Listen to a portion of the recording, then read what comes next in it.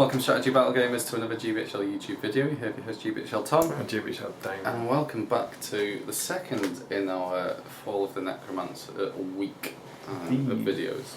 Yes. We're taking an in-depth look this week at the out of production Fall of the Necromancer sourcebook. And we're now going to be talking to you about the profiles that came out with this book. And at the time this was very exciting. Yeah, well this book added a whole lot of stuff into the game that you now absolutely take for granted. Yeah. And so I think that's kind of, we're not just talking about profiles here, we're talking about what they did to the game and how they changed the game and those kind of things. Yeah. And so you are, as we said in the previous video, this is in 2006. So if you imagine that in 2003 the Return of the King game came out, and so then been a couple of years. I think this was the 6th source book. Okay. So there'd then been 3 years essentially of GW kind of trying to get more and develop more. Yeah. So they had things like Shadow and Flame and the Siege of the Pelennor Fields, and, Siege of Gondor or Battle for the Pelennor Fields. There was 3 of them. There's Shadow in the East, was it? Maybe. I think that was later than. But it's those kind of source books. So they were adding in, but they were often kind of expanding. Yeah. You know, so like the Pelennor Fields one and Siege of Gondor expanded on the existing Gondor. Whereas this really added in a whole load of brand new stuff. Yeah. So yeah, we're going to look at that. Yeah. So the first army list that you get is the White Council. And we're going to ignore it. Yeah, for the most part. Yeah. Because there's going to be a super secret unboxing. We're not going to talk about the profiles for the White Council now. Yeah. Because there's going to be a super secret unboxing that's going to talk about some of the profiles. Some of the profiles in this book. And you won't work out what that is. No. In a future video. So we're going to skip over. Yeah, we're going to skip over Saruman the White, skip over Galadriel, Lady of the Galadrim, skip over Círdan, skip over Glorfindel, skip over Erestor, skip over Thranduil, but we are going to talk about Radagast the Brown. Oh. Radagast the Brown. So, Radagast was already released at this point. Okay. I'm pretty sure he was in Shadow and Flame. Someone will probably correct me. But, yeah, it's the old Radagast profile as we talk about it now. So no Sebastian. But he's a pretty handy wizard still for 150 points. Same profile as now? It's essentially the same profile as now, but he doesn't get the Sebastian. Yeah, that's it. Oh, yeah, but it's the same if we're looking at the Free People's book. Yep. I think it's pretty much the same. Just want to find Radagast. But he's 5/5, Strength 4, Defense 5, 1 attack, 3 wounds, Courage 7, Might 3, Will 6, and Fate 3. He has his two-handed weapon, which is a staff, which you don't really use for the two-handed weapon, but you use it for the 3 points of will every turn. He can also be given a horse for 10 points, which is cool. Because I think, which is cool. And then he is the Master of Birds. Radagast is frequently accompanied by a raven that acts as his eyes and ears. Radagast is always assumed to have line of sight at any point in the battlefield, which I think is still in effect. And one with nature, basically he always counts as wearing an elven cloak and can move through any areas of difficult terrain without penalty. So yeah, quite some good special rules there. The free will point obviously standard for the wizards. But I think Master of Birds is a rule that's commonly confused, because I think people often think he has range to anywhere. I've seen people do that before and go, I'm going to cast this on him. It's not range, it's just line of sight. Yeah. So he still has to be in the normal range of his spells. Yeah, his spells are Terrifying Aura, 2+, Immobilize on a 3+, Renew on a 3+, which Elrond already had, so that's not a new spell, Awe of Dismay on a 5+, and Panic Steed on a 2+. Exactly the same. Now I think that Awe of Dismay and Panic Steed might have first come here. Oh right, okay. And so they're not in the book? No, they're in the big blue rulebook. Yeah. Which we have somewhere around. But they weren't first in that book there. No, but I mean it might be the first character to have it. I see. Is what I mean. Yeah. Can you think of another character who had that before? I think Radagast's the only one with Panic Steed. Yeah, maybe. A bit like Banishment. was in the book, but no one had it to start with. You could be right. So he was obviously introduced as a slightly different wizard, like in the way that Radagast is a different wizard. Yeah. That he doesn't have Sorcerer's Blast. No. So he's not that kind of aggressive, but he does have things like Renew, and it ties it in nicely with the nature. Yeah. So it's cool. And I'm just trying to think, is Awe of Dismay, was that the same when it was first out? That's... Because I think Panic Steed, I mean, obviously there's no channeled version of these kind of things. Yeah. But I'll have a look. I'm trying to think what Awe of Dismay was like.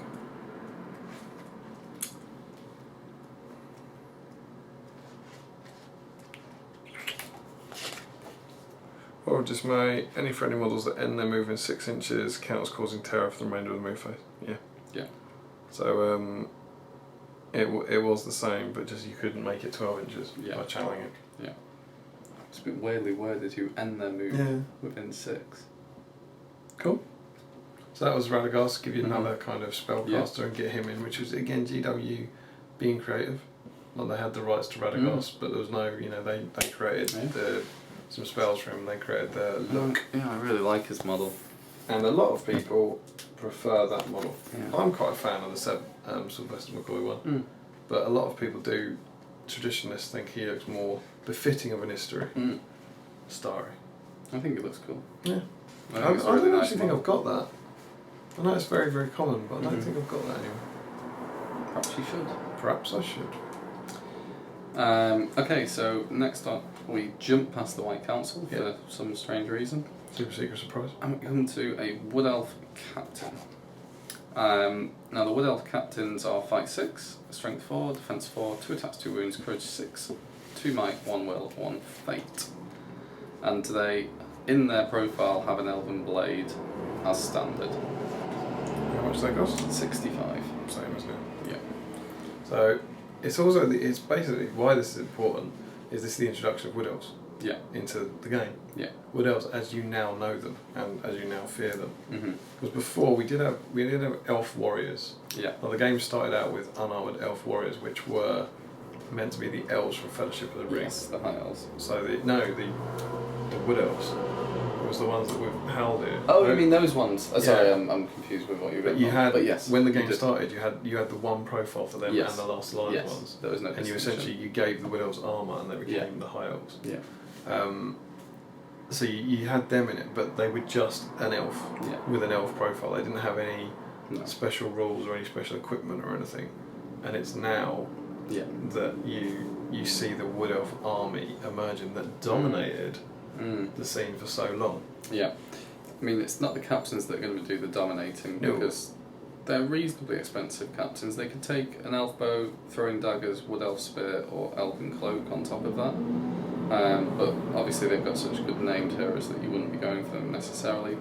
But yeah, the wood elf spear, whilst it's not particularly huge on the captain, becomes huge on the warrior. So we'll leave talking about that until we get to the warrior. Obviously the captain has woodland creature, they all do. But yeah, I mean the captain's still handy, but defense 4 on a... Elf captains are always good, but they're just never worth it compared to the named heroes, because the named heroes are just always ridiculously cheap. Should we do them next? Is there a special? Yes. So we have the warriors, the Wood Elf warrior. So part of this release was the plastic Wood Elf box, which I've actually got. I should have got one out. Yeah. The 24 Wood Elf warriors that now people often say they don't really like. That the Wood Elf models, I think, get accused of having a lack of detail. And I quite like them. The really annoying thing about them is there's a lot of mould lines down the face of the models, which is just infuriating. So then when you file away that, you lose the face detail. I've got a box ready to do one day. I do like them. I think they're nice models. But this was a big release for good. Like suddenly having a brand new plastic sprue of elves. Of elves. Yeah, which is cool. It was also would have been the first plastic sprue for elves with that many poses. Because you had the this was before Galathrym. Yeah. And it was after the Last Alliance where you got like two like that and two like that. Yeah, and you had metal high elf spear. Yeah. And you had metal Haldir's elves, which are the lovely metal wood elves that came out to begin with. Yeah. So this suddenly also makes, as we said, we're talking about impact on the game. It makes a Wood Elf army cheaper. And more achievable to hoard out, which is what people used to do. Yeah, because they are 7 points basic for 5/5/3 shoot value, 3 strength 3, defense 3, 1 attack, 1 wound, and courage 5. Now here it says they carry a dagger as a hand weapon, but they can get, for an additional points, they can get elf bows, throwing with daggers, wood elf spear, elf cloak, elf blade, or banner. And the banner at the time was worth 35 points, and that's the change to now. All banners have been standardised at 25 points, but the rationale for it used to be 35 points is because you're fielding it in an elf army, and because of their higher fight value, you're getting a greater benefit from having a banner. Yeah, absolutely. So yeah, but it's the wood elf spear rule that is really valuable here. Which is the same as you know it now, which is a wood elf spear can be used to support as normal, but can also parry, which counts as shielding. Yeah, now this is huge on these elves because they're defense 3, so they're going to go down quickly, but you can use a few of the guys with spears to tie up other models and hope that their fight value carries you through, whilst the other elites in your army, I mean, all the warriors themselves are elites, kill stuff. You got to pick half the fights to shield with, while you kill the other guys, and then the next turn you gain up on them, shield with half the fights, kill the other guys. And I've had it used against me a lot. I know David Reed swears by it. Jamie Giblin loves a good bit of parry, but that is suddenly a very, very effective troop to it, and irrelevant of how good elves are compared to, say, Mirkwood Rangers or Palace Guard, just look at how good an elf is compared to a Warrior of Rohan. Just the basic Wood Elf Warrior, 7 points. Yeah, because a Warrior of Rohan gets fight 3, so that's 2 down. 4 plus shoot value, that's 3 down. They are defense 4, but their courage 3, so that's 2 down. That's 4. So it's 4 points, and they're 2 points more, are they? Or do they start at 6? Yeah, and then if you take a Wood Elf, you're getting the special rule as well. Yeah, of course. So they're deeply, deeply under cost as a single warrior, which of course you then multiply that up multiple times over your army, and it becomes huge. Especially when they've got that much firepower from a distance. And in the days before warbans, armies of Legolas and 70 Wood Elves, which would be about an 800 point army, I believe. Oh, yeah. Just used to dominate, absolutely dominate the game, walk away from you, whilst you'd fire off sort of 25 shots. Yeah, it's horrible. But thankfully, that's one of the many things that warbands was introduced to stop. Yeah, which is brilliant. But yeah, the Wood Elves are a very good profile, and as you said, opened up playing elves. It's just hard, exactly. It's hard to imagine playing the game before there was like a Wood Elf army, before there was Thranduil. Yeah. So yeah, that's the Wood Elf Warriors, but then we also had the Wood Elf Sentinels, who are very interesting models. They're 25 points each, was a lot. Fight 5, 3 plus shoot value, strength 3, defense 3, so that's all the same as a Wood Elf Warrior, but then they have 2 attacks, 1 wound, courage 5. So basically they've gained an attack. Which is a very good choice of stat on to add to an elf. But 25 points. They also have an elf cloak and an elf blade as standard. No, they don't have an elf blade. Carries a dagger and an elf bow and wears an elven cloak. They still don't have an elf blade. Okay, well they don't have an elf blade. Well, that's a shame, they should do.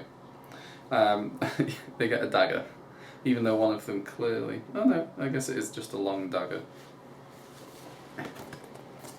Chap with the horn. But anyway, the key thing for these guys is they have a special rule called Enchanting Song, which means they can essentially do some magic. And there are 3 spells that they can cast. The first is the Hymn of Elbereth, which has a 12-inch range, and basically it allows one friendly model to automatically pass a courage test for the rest of the friendly? No, it doesn't, but this is the whole... We now have... I don't think you'd be allowed that, but there's a very interesting game... It was Mick. Was Mick, yeah. Well, this was... Because I don't think you can do it on an enemy one. And of course, you're always, the argument is, well, why on earth would you want to do that? And there's a famous report at a Grand Tournament that he was playing in. This is Mikolaj, who set up the league, very good player. He had his Haradrim army? Or was He had a Wood Elf army. I can't remember which way around it was. Yeah. I can't remember which way around it was, but what happened in the game was that the Wood Elf player didn't want... It was Mick was Haradrim, because he said he didn't see the use of Sentinels. Right. At that point. And F1 Wood Elf... one Haradrim. One Haradrim legged it. That was the end of the game. That was the end of the game. Mick would win, and if that won, it must have been this one guy. Mm-hmm. And the Wood Elf player cast that on him, so that the Haradrim guy would pass his courage test and wouldn't flee. Yeah. And then that cost him the game. I think it might have been the one where you start in both corners, and you had to have got. It's an old scenario. It's an old scenario. So that was kind of interesting, using it on your opponent. And similarly, you could do it if you didn't want the game to win now. You could do it on maybe like an Orc captain who you might be worried might choke. Cast it on him, he'd pass, and then have a stand fast. I've never really thought about using it on enemy models. I think that if you asked GW to FAQ it, they'd say no. I reckon the intention is that you can't do that. It probably is, but then you're casting a spell on them to kind of bewitch them. Yeah, but I reckon that if you asked, they'd be like, don't be silly. Yeah, maybe. You could be right. But, anyway. The next one is Jamie's favourite. It's Eldamar Madrigal. As he says it. 12-inch range, and this one's cool in that the target evil model must pass a courage test or make a full move under the control of the good player, even if it's already moved. But they can't do anything. Does it say anything else in there?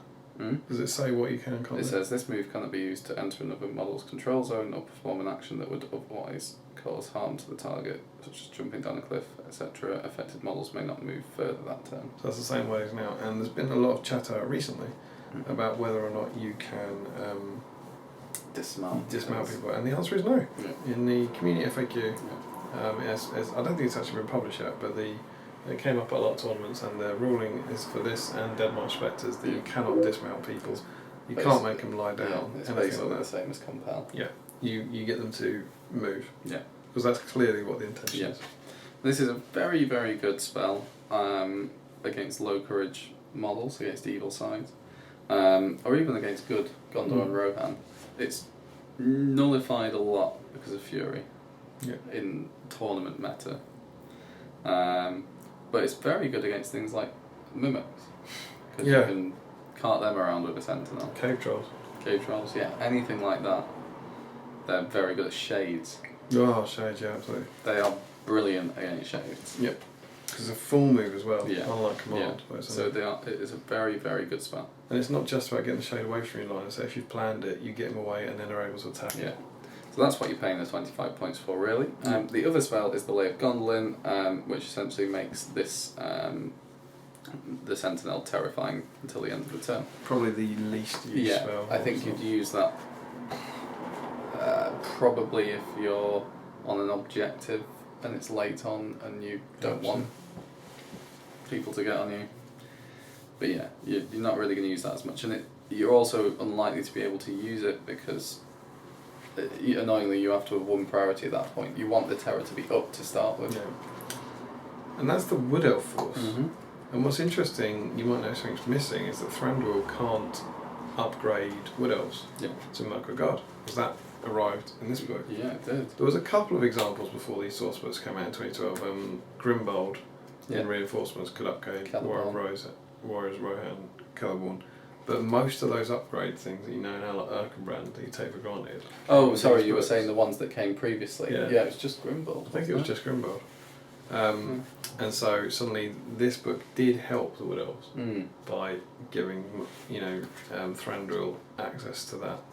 Which not everyone uses, and I don't think too many people use it now. But I've used it to good effect. It's because it's an extra 2 points each, isn't it? Which is a lot. Yeah. Your Wood Elves suddenly become quite pricey. I had a tactic, though, where I gave that to them and all of my Wood Elves, normal Wood Elves, who had throwing daggers. So essentially across the board I have 2+ shooting. Or 3+. It's 3+ when you move, which still on throwing weapons at strength 3 is Very good. So it's very pricey, but it can work. Yeah. Because I remember I killed Haldir Defender of Helm's Deep. I know this is a blue on blue, just with throwing weapons. Sure. Just he came close, shot. Yeah. 5 to win. Yeah. Okay, so that's the good heroes and warriors, and we're now on to evil.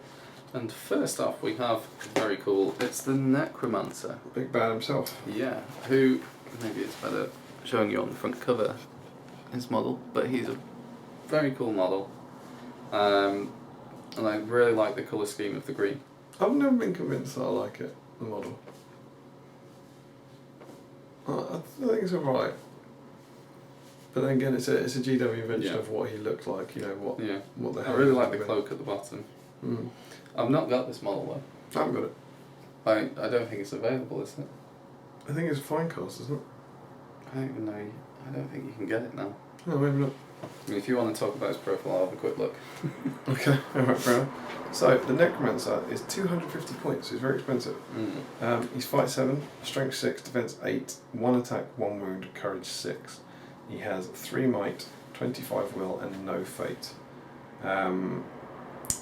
He causes terror. He he's ancient evil, so 18 inch -1. Yeah, 18 inches. Courage. Brilliant. He does not carry the ring, but can exert power over it. Any model foolish to put on the ring in a game involving him is instantly removed as a casualty. He has to give up a point of will at the end of a fight phase if he's been in a fight. And if he's got 0 will remaining, he is banished and removed as a casualty. So just like a more willy ring wraith. And he can more willy indeed. And he can also use his will points as fate points. So he has no fate, but he can just keep burning through that will for that. Yeah. Also, he has a thing called Drain Soul, which means if he wounds someone, if he wounds any model, then they're automatically slain in combat. So it's like a automatic Morgul blade on every attack. You can prevent it with fate. Yeah. But every single wound, if he gets through, kills whoever's fighting it. But he has only 1 attack. He has 1 attack. He is available. Yes. £18.50. 5 cost, is that? Yeah. Well? I think so. And finally, he has some spells. He has Chill Soul, Compel, Drain Courage, Sap Will, and Transfix. So he's kind of like a giant ring wraith, isn't he? He's like a big, powerful ring wraith. But on foot all the time. Yeah. But he does have the Undying's fate. Yes. Well, the Undying doesn't exist at this point. So that's quite a lot of cool rules. Yes. Spells, did you go through? Yeah. Cool. So yeah, he's very good, but for 250 points, he's a lot. Yeah. And bear in mind, at this stage, he couldn't channel those spells. And the big one for channeling is Chill Soul. Absolutely, yeah. So at that point, I don't think he's particularly worth 250 points. Yeah, perhaps. However, now he probably is with the Chill Soul. Yeah, the combination of Chill Soul and the Taskmaster, hidden behind a filthy army, is really, really horrific. He also pops out that -1 terror bubble. Yeah. Which means if you have anything -1 courage bubble, sorry. Means if you have anything terror causing, that's going to take an impact. Yeah. There's some nice new upgrades that he has got now that he didn't have then, which are to upgrade orc captains, or upgrade orcs and upgrade orc shamans to Dol Guldur ones. To Dol Guldur ones, which is kind of nice theme stuff. But again, those sorts of options weren't available. Yeah, and it's it is cool having that Dol Guldur shaman. Is it captain, shaman, and warriors? Yeah. And they're an extra fight value, and then the shaman has the wither spell. Yeah. Which is reducing strength. Which is a cool colour. Yeah. Again, very, very fluffy. Yeah.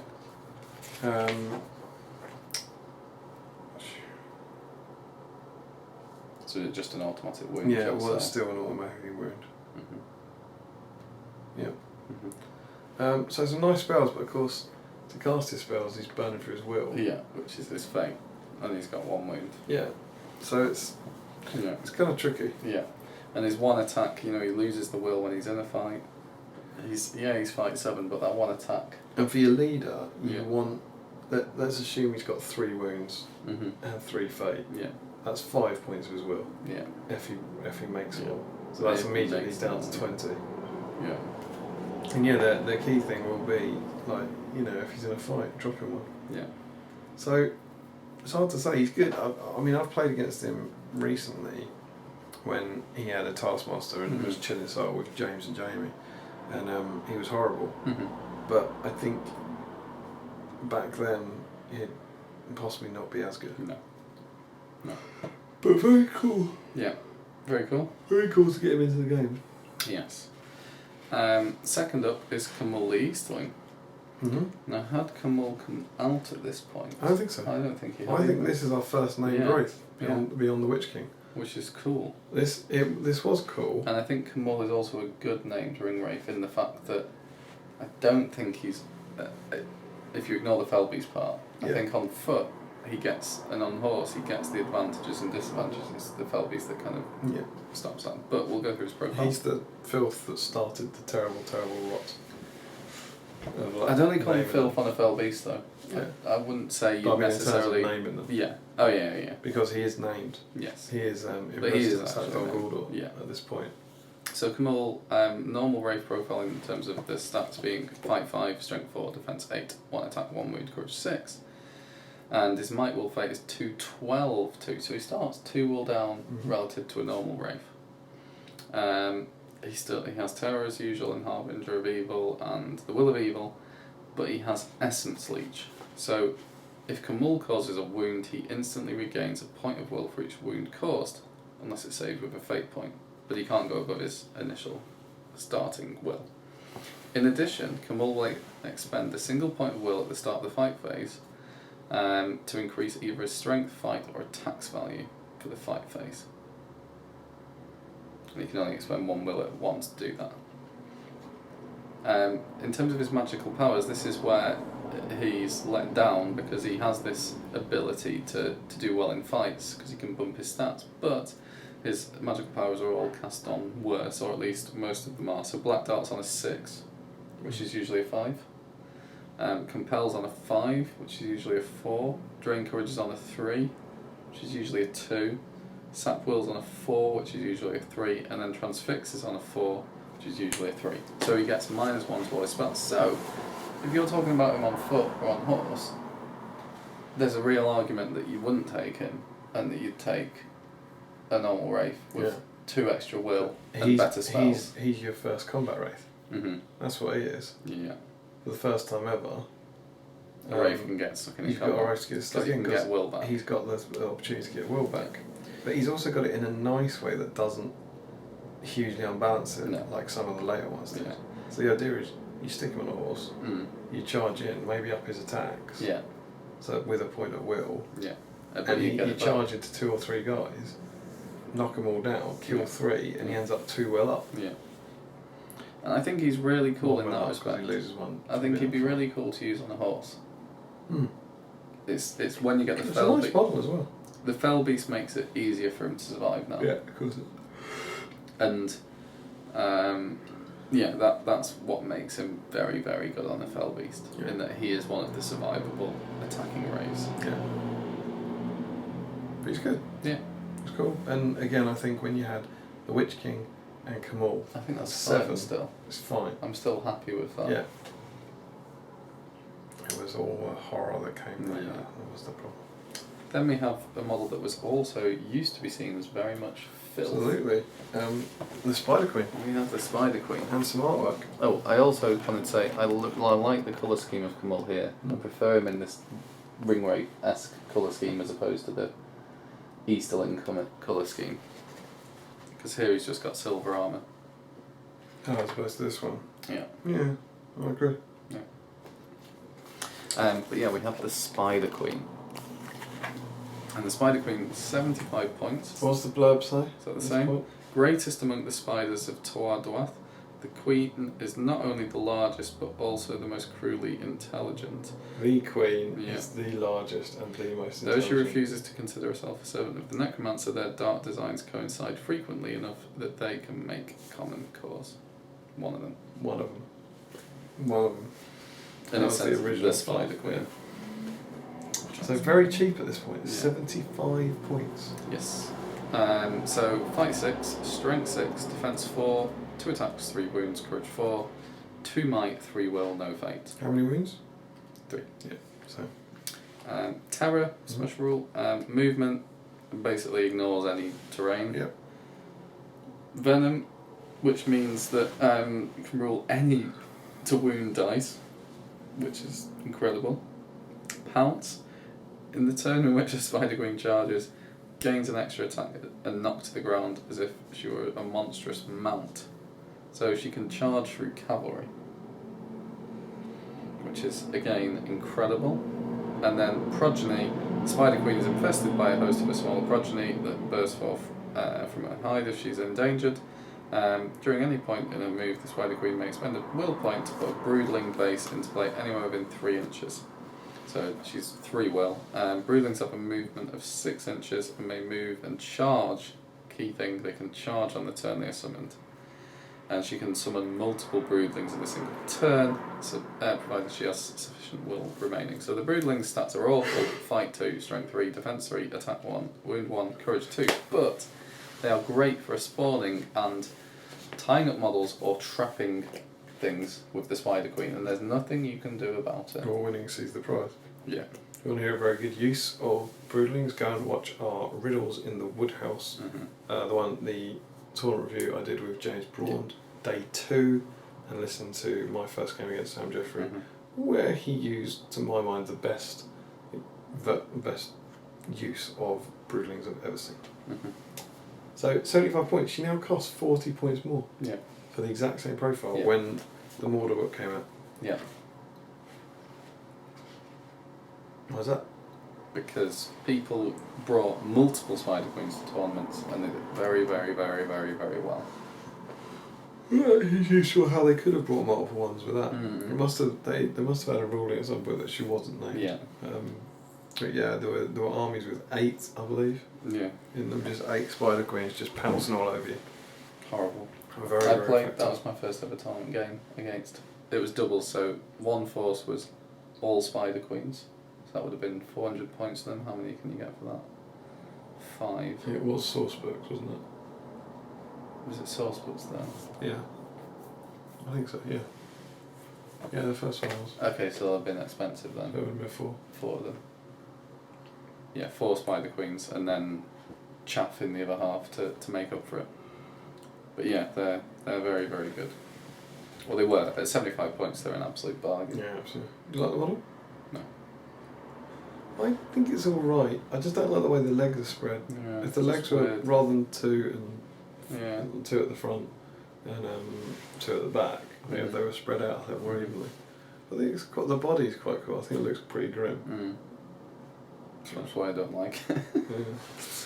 But yeah, I like the idea of having a Spider Queen though. And you see a lot of Spider Queens Yeah. about. Yeah. This is what's quite interesting about this. Like Khamùl's very popular. A lot of people think he's the best race. Yeah. The Spider Queen's very popular. You're getting models in here that are really, really effective. Yeah.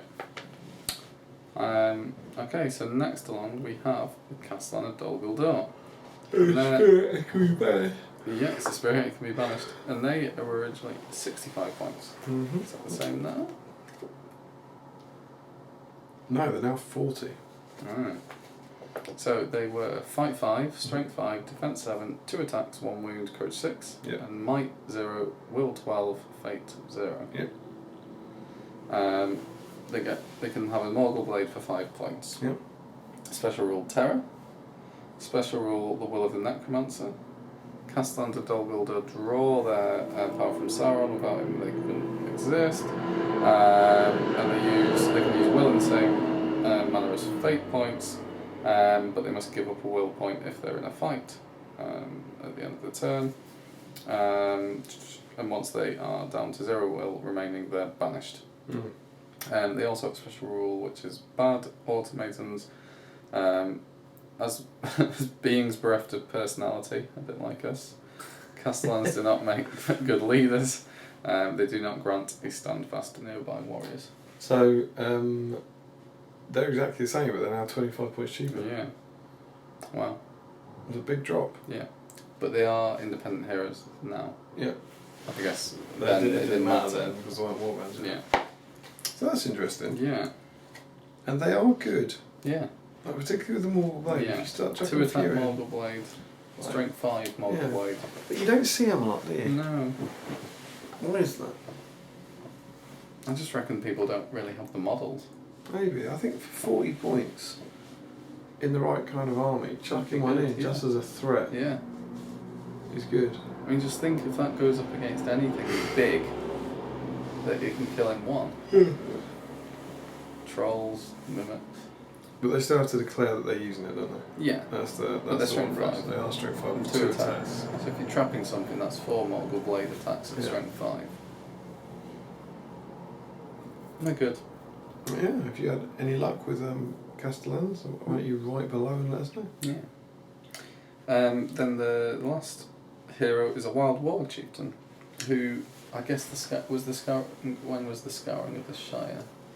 I think it was after this. Okay. Memory Right. serves.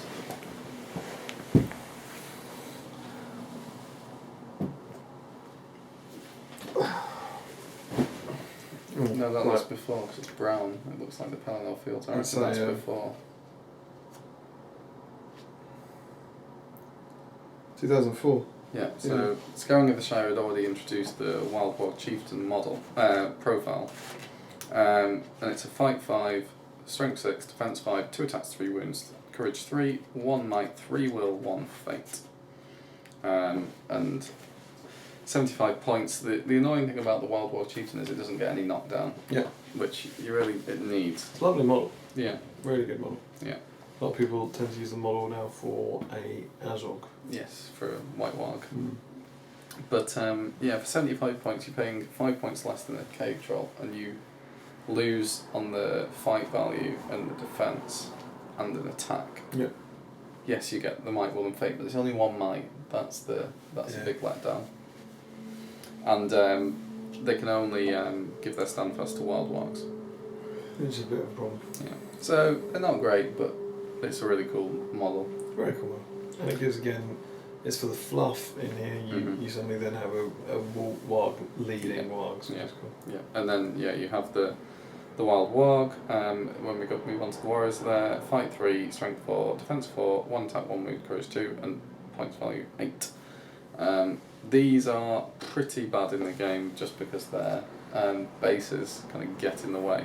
And they don't get covering up those. No, but they are good at scenario-based games, I guess, in terms of getting. If you have to get places, having a few wargs is fine. Having an army of them is terrible. Mm-hmm. But then we have 2 interesting warriors. Absolutely. That you still see a fair bit of, particularly the top one, which is Bat Swarms. Mm. The Bat Swarms are 35, which is the same as ours. Same as now. They can fly 12 inches, and they also half the fight value of any model in base contact down. And that's the big thing. Yeah. Just that. That's my cavalry base. Yeah. Fight 1, strength 3, defense 3, 2 attacks, 4 wounds, courage 2. Yeah, so They're brilliant. They're very good in the game. They're an immobilise that your opponent can't Do anything resist. Yeah. Now, I can obviously kill the Bat Swarm, but the 4 4 wounds makes it relatively dependable. Mm-hmm. And I've used them to kill heroes before. I've had my heroes killed by them. I've had them combined with Druzag for an enraged Bat Swarm. horrible. Yeah. Suddenly that thing becomes horrendous. But they are, they're very good. Yeah. Bat Swarms. Again, we kind of disagree with the model because you don't like the model at all, do you? No. I don't mind it. The faces are a bit Warhammery, but I like the bats. I just don't like the faces. But yeah, very kind of handy. Again, imagine you haven't seen this before, and suddenly it's like obviously they're fighting the White Council, but it's like this army. These lists are designed to take down heroes. Yeah. You know, they're killing with 1 wound. Then you got Khamùl, like the Ringwraith stuff, the Spider Queen pounce and the high fight value, the Castellans with a Morgul Blade, the Bat Swarms. All the things in here are really kind of mixing up that kind of meta. Yeah. That's fine. Mm-hmm. Yeah. And the final one is a giant spider, which I don't think have been in it until now. No. These are 25 points, which is more than they are now. Yeah. They've dropped, haven't they? They're only 20 now. Was, I remember there was Merc with Spies at 25. They're more expensive for being worse.